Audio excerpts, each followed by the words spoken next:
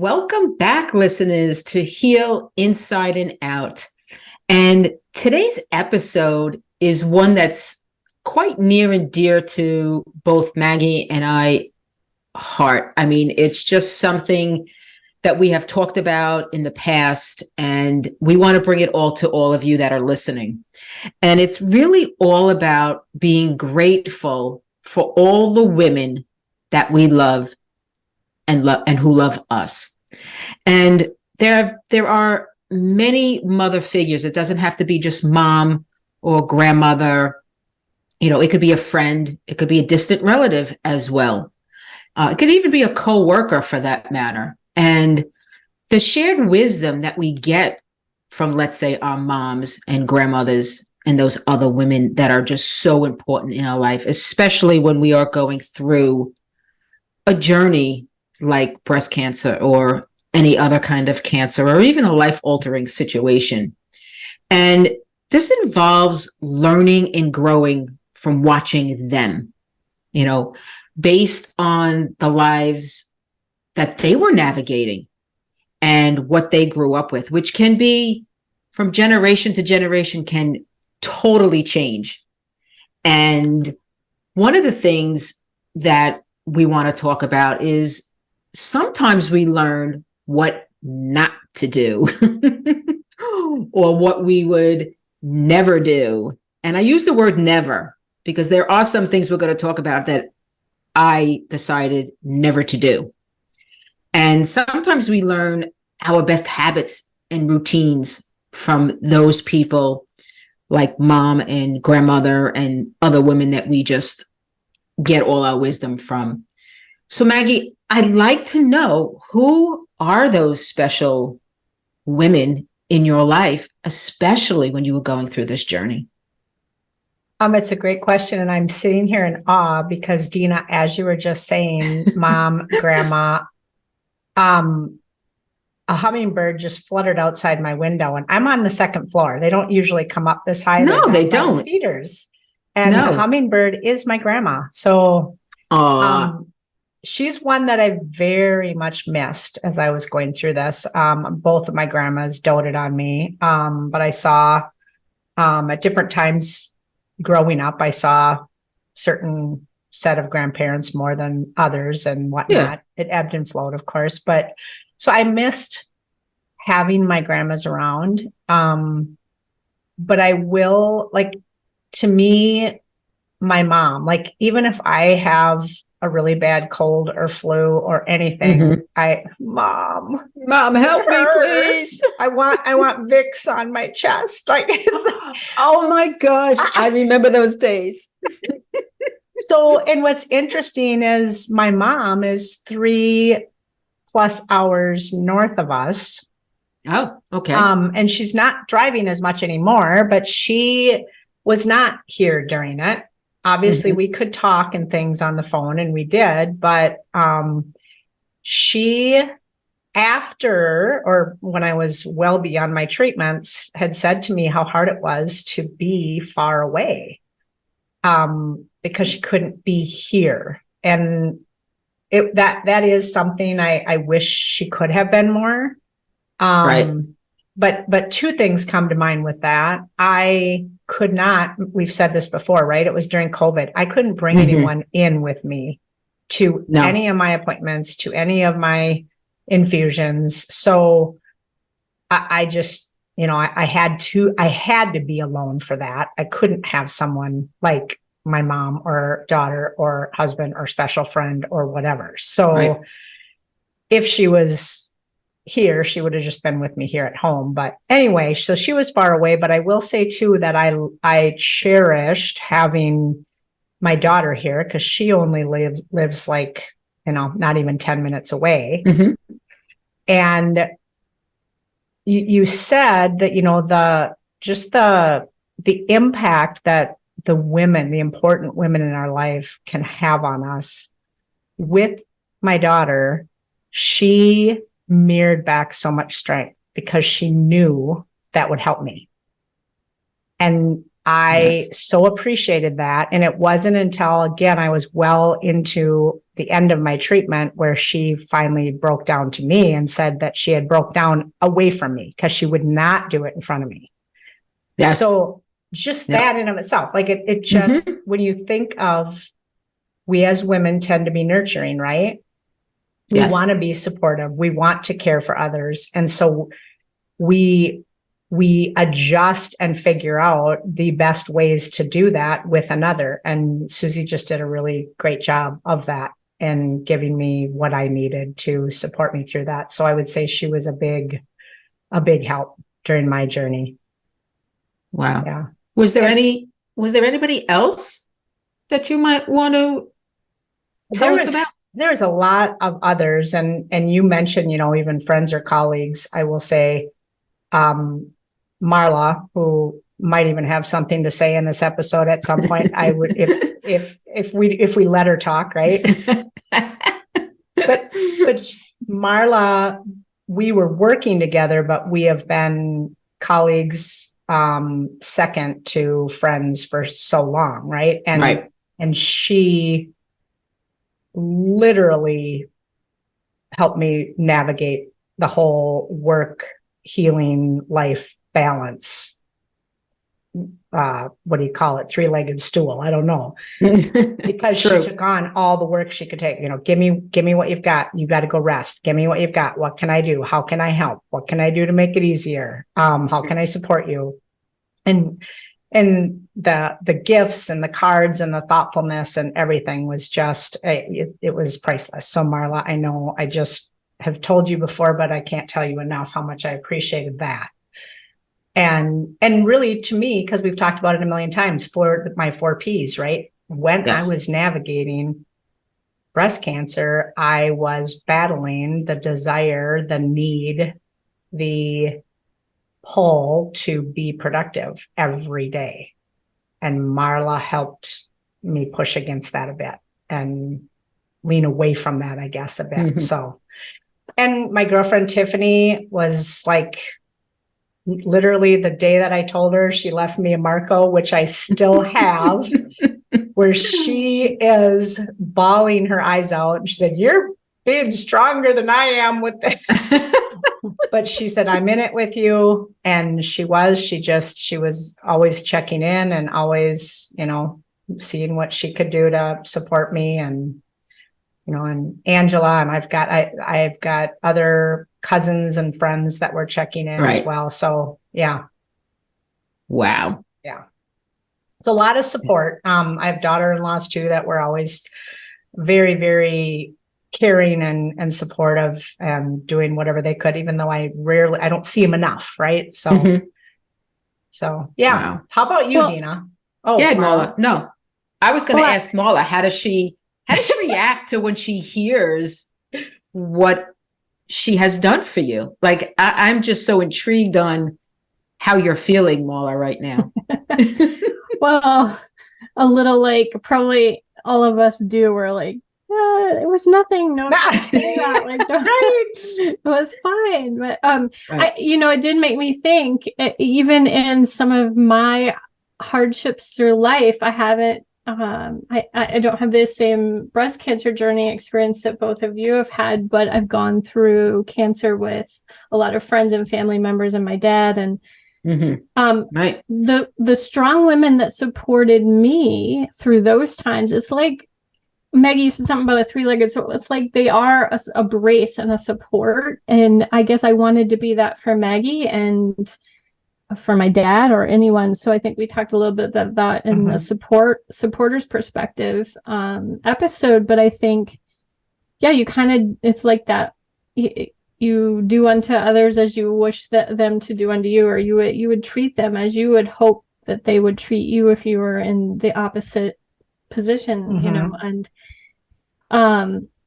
so I feel grateful that I could be there for Maggie and I could be there for my dad and other people, but I'm also so grateful then for all the women who support me over the time and when I've needed it. So I think that's just one of the beautiful things that we do as women is we're like, I got you, or I'm here for you. And it is a bonding, like a sisterhood immediately of I'm by your side. I'm with it. I'm in it with you. But well, and you just made me think of something. Sorry, Dina. And No. maybe it's this episode. We're not going to let you talk.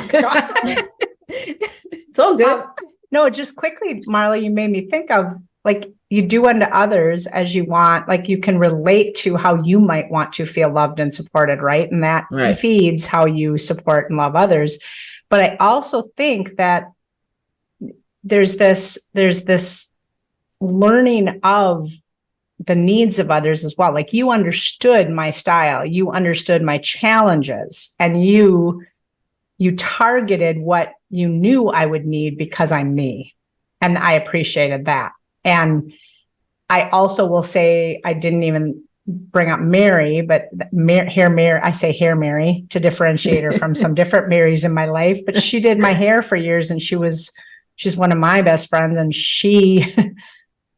she pushed through my resistance of support because she knew she would have to. Like she's the one that dropped off all the different drinks. Yeah, right. All the drinks. Right. All the drinks. Yes, because I wouldn't give her a decision. So she just dropped off 5 and said, you pick then. And she also did my hair when I was afraid for that. And so, yeah, it's like navigating okay, I know they're going to struggle with this, so I'll kind of go over and help them with that because I know that would maybe, support them best, right? So, right. Well, anyway. and I love that you said that, Maggie, because one of the things I think I did try to do, and I am learning to do now because I am inspired, and one of my good friends, Anna, does this so well, and it's so awesome, is like whenever she knows you're going through something, she will ask, how can I support you best right now? How can I show you love right now? And it's like she asks you. So what you were saying, Maggie, like, yeah, sometimes if you don't know, like just ask and say, how can I support you best right now? Because you do have to find their style and what they need or want. And sometimes you just got to ask. So, but the receiving end of that is, Marla, from your point of view with this woman you just spoke about, her asking you what you need and how can I support you, is being able to look inward and really say what you need. Yes. Because as women, what do? Oh, we're fine. I'm fine. Don't worry about it. I'm good. No, I'm good. Yeah. Don't worry about it. I got it. Right. Which I did a lot of that.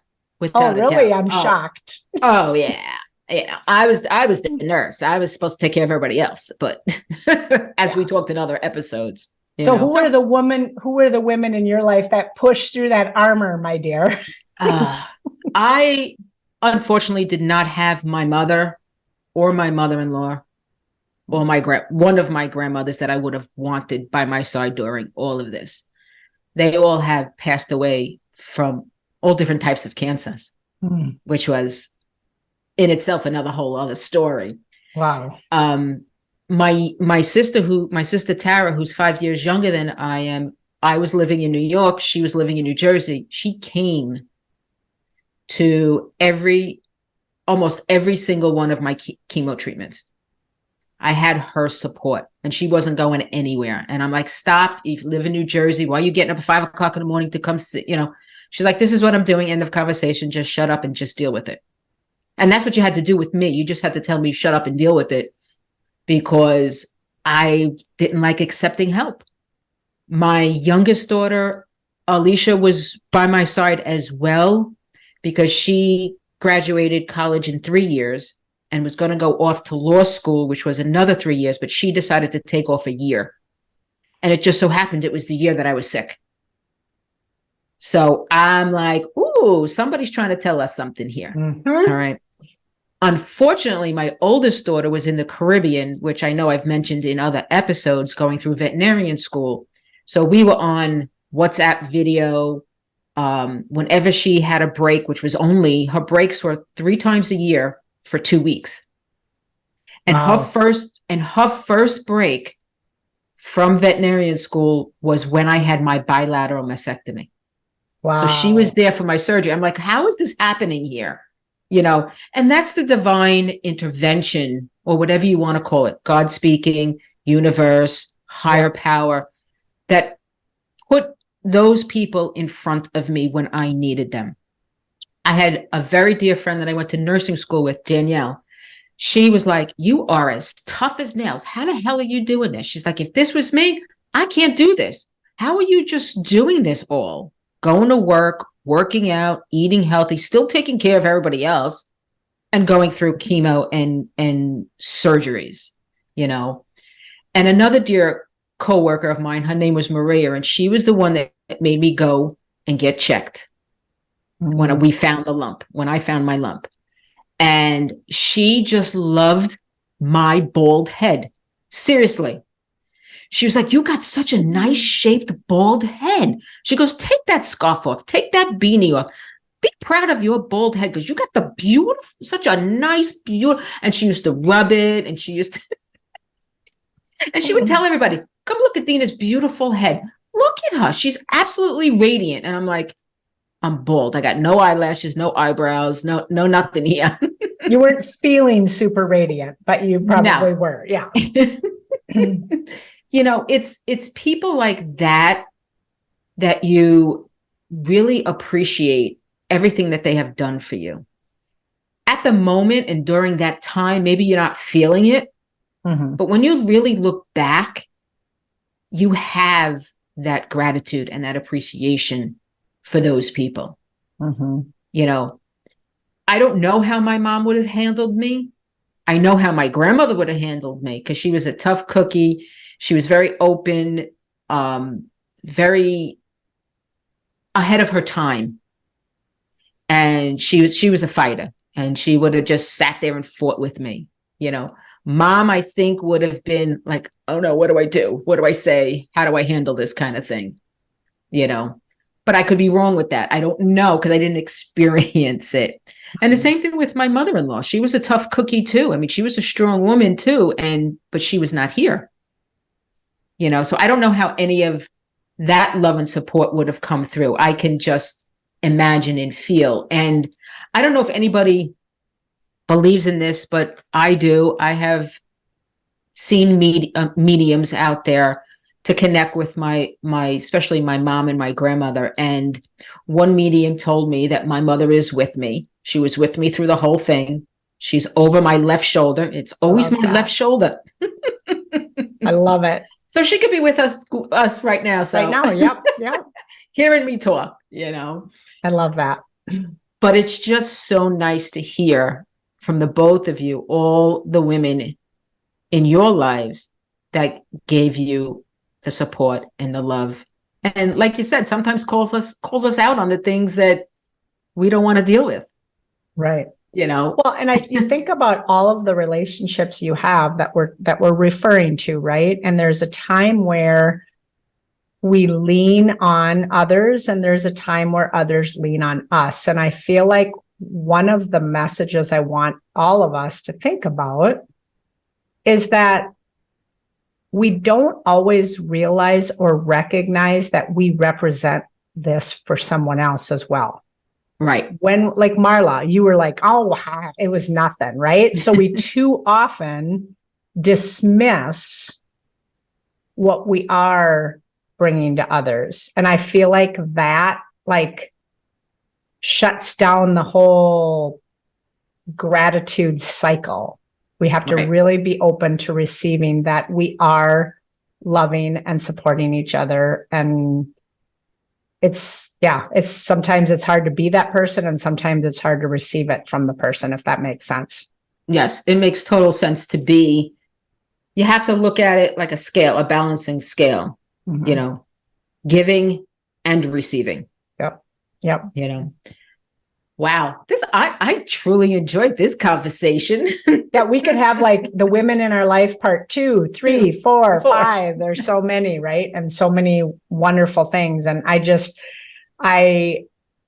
appreciate having the conversation too with the two of you, because you're both so very important in my life. And Dina, I know you and I met later in our journeys, but at this point now you are an amazing support and inspiration for me to keep focused on my healing and challenging those fears, which you do so well, right? And to others. Just the other day, I told you about the 4 Ps. I was playing around with the 4 Ps. Yeah. It was driving me a little crazy there. So, but yes, I actually feel like Maggie and even Marla, that I feel like I've known you guys for years, years and years and years, you know. It's wonderful. It's just about 2 years, I think, or going on almost 2 years, you know.